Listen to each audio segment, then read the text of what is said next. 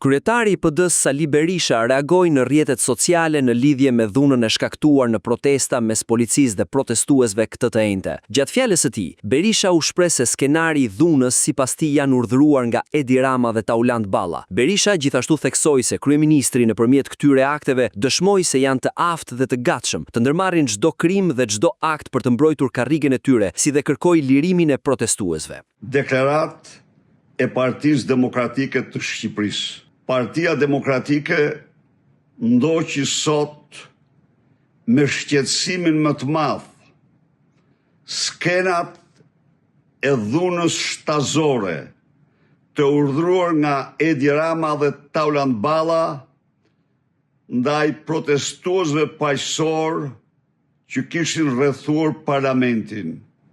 Me urdhër të Edi Ramës, sot narkopolicia përdori lëndë toksike, gaz lotësjelës të skaduar, përdori spraj ariu, lëndë piroteknike, topat e ujtë, zvarritjen, përgjakjen e protestuesve paqësor me një gërsi të papërmbajtur.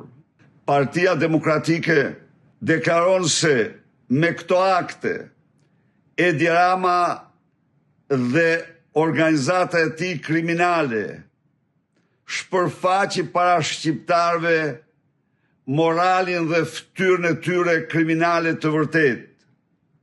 Dëshmuan se janë të aftë dhe të gatshëm të ndërmarrin çdo krim dhe çdo akt për të mbrojtur karrigen e tyre. Me dhjetra protestues u morën forcërisht dhe me dhunë për të transferuar në qelit e komisariateve.